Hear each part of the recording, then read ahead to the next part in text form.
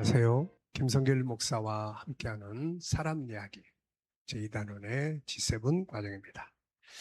자, 우리가 앞부분에서는 우리가 G7 심리치유에 대해서 좀 말씀을 드렸습니다.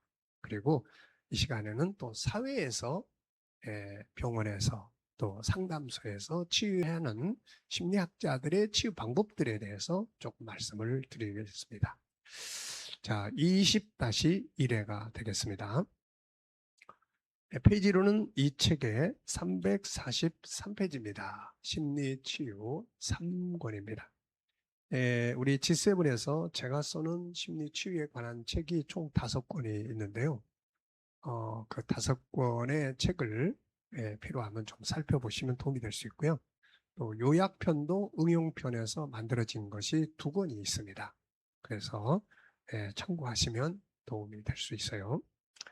자, 전장에서는 G7 치료 방법들을 살펴봤습니다. 이제 본장에서는 일반적이고 사회적인 치료 경험들과 방법들을 정리해 보겠습니다. 중요한 것은 모든 전문가들의 공통적인 이야기는 우울증은 치료되는 병이라는 거죠. 그리고 오히려 이 과정을 거치면 훨씬 성숙한 삶을 만들 수 있다는 점입니다. 미리 예방해서 이런 일들이 일어나지 않도록 하는 것은 더욱 중요한 일이나 혹시 있다 하더라도 큰일 난 것처럼 모든 것이 끝난 것처럼 절망할 일이 아니라 희망을 갖고 대처해 나가도록 하면 됩니다.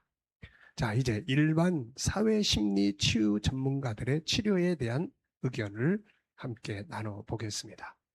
자, 일반 사회에서 치유하는 방법들은 영적 치유나 G7적인 치유 방법, 자기 정체성이라든지 이런 것들은 없습니다. 그러나 그 이외에 유익한 또 방법들도 많이 있죠. 내담자를 치유하기 위해서 어느 한 가지에만 고정하기보다는 다양한 방법들을 찾아서 도움을 주거나 다른 전문 기관에 의뢰해서 도움을 줄 수 있어야 합니다. 중요한 것은 당사자가 빨리 아픔에서 치유되는 게 제일 중요하죠. 자, 브리테니커 백과사전을 한번 살펴봤습니다. 여기서는 치유에 대해서 뭐라고 이야기를 하고 있는지. 네. 자, 우울증의 치료에는 주로 3가지 방법이 쓰이고 있다고 합니다. 정신치료와 약물치료가 가장 중요하다. 정신치료는 환자의 마음을 편안하도록 도와주면서 우울증을 유발시켰다고 보여지는 내면적인 충동들을 풀어서 순화시키는 것이다. 반면에 약물치료는 환자 대뇌 속의 화학성분의 불균형 상태에 직접적으로 영향을 주는 항우울제 약물을 사용함으로 증상의 개선을 꾀하는 것이다.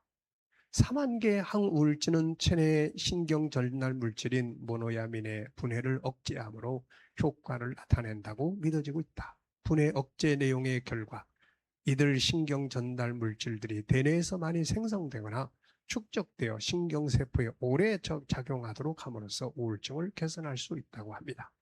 반면에 모노아민 산화효소 저해제들은 노르에피네핀과 세로토닌의 분해를 촉진하는 데 관여하는 산화효소를 저해하여 효과를 낸다. 우울증의 증세가 심하여 빠른 치료가 필요한 경우 전기충격요법이 효과가 있는 것으로 알려져 있습니다. 이 방법은 환자의 뇌에 전류를 흐르게 하여 경련을 유발시키는 것인데요. 우울증의 치료는 정신치료와 약물치료 또는 전기경련요법을 같이 사용할 때 좋은 치료감을 얻을 수 있습니다. 이렇게 이야기했습니다. 정신치료는 바로 상담을 말하겠죠. 그 다음에 약물치료, 전기, 충격요법 등이 소개되고 있습니다. 자, 그 다음에 이제 여러분들한테 꼭 소개시켜 드리고 싶은 사람은요, 미야지마 겐냐라고 하는 분인데요. 이분은 책을 고마워 우울증 이런 책을 쓰신 분이고 약을 처방하지 않는 정신과 의사이자 유시마 시미즈자카 클리닉 원장으로 계시는 분입니다. 자, 참 특이하죠. 약을 처방하지 않는 정신과 의사. 자, 우울증 환자들의 특징은 자기 학대다. 자신을 괴롭히는 사고방식을 가지고 있죠. 우울증은 약으로는 고칠 수 없다. 이거는 제 말이 아니라 이분의 이야기입니다. 네, 그러면서 자기 이야기를 좀 해놨어요. 나는 7년 동안 우울증의 약을 먹었지만 나 자신의 우울증을 고칠 수 없었다. 이분이 이 의학을 공부하면서 특히 정신과를 선택한 이유는 자기 우울증 치료 때문이라고 하죠.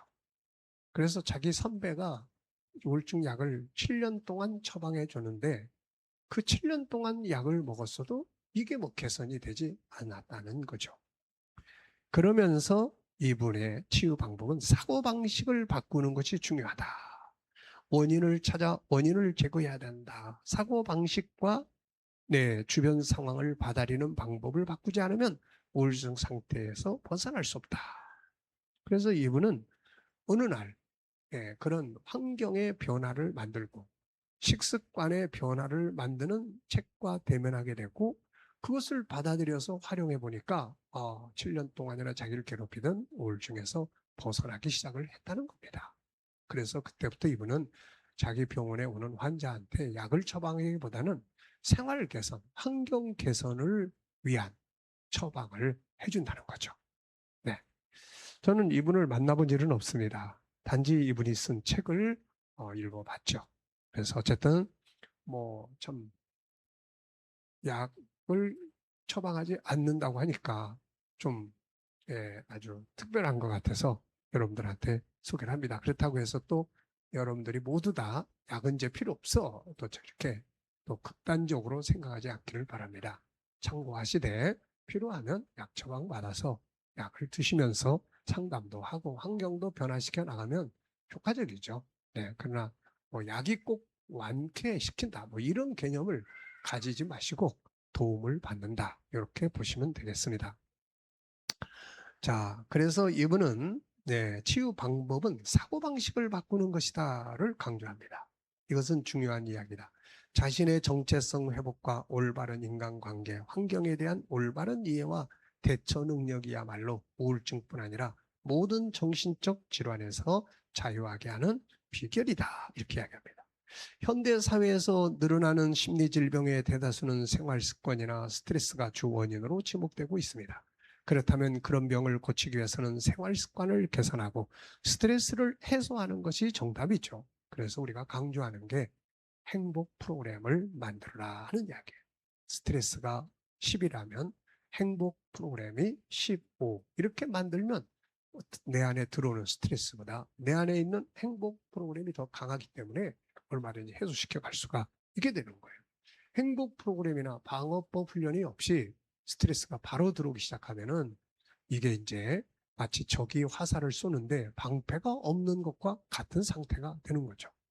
같은 바이러스라도 내면의 면역성이 강한 사람들은 바이러스가 들어와도 그냥 이 힘을 발휘하지 못하지만 내면의 면역이 약한 사람들한테 바이러스 들어가면 아주 그냥 크게 이렇게 병이 되게 되는 것과 같습니다.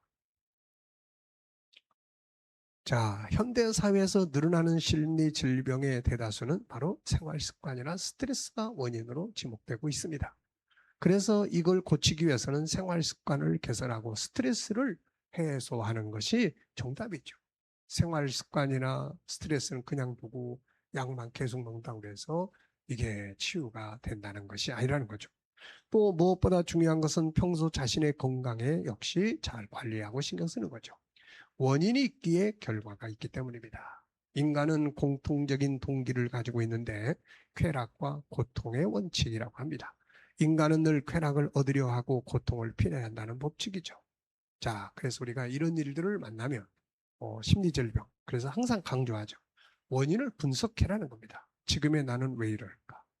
질 높은 것은 연상은 성공으로 가는 지름길. 꿈의 시련은 동기부여해서 플러스가 되는 말, 마이너스가 되는 말, 또 말은 감정의 증폭기. 당신에게 있어 가장 중요한 목표는 무엇인가요?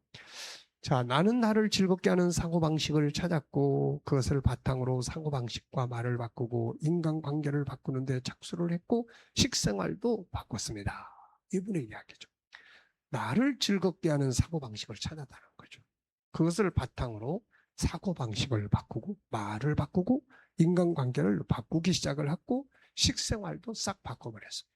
그랬더니 우울증에서 벗어나기 시작을 했다는 거죠. 사고방식의 전환, 말을 바꾸고 인간관계를 바꿉니다. 식생활을 개선한 거죠. 그는 이런 방법들을 통해서 자신의 우울증을 치료하고 다른 사람의 우울증을 치료해 주고 있다고 합니다. 그가 우울증을 치료하기 위해서 필요한 바꿔야 할 사고방식들을 소개했는데 그중에 20가지를 여기서 소개해 드리겠습니다. 자, 이 시간 여기까지 하고 다음 시간 이 20가지 이야기를 진행을 하겠습니다. 감사합니다.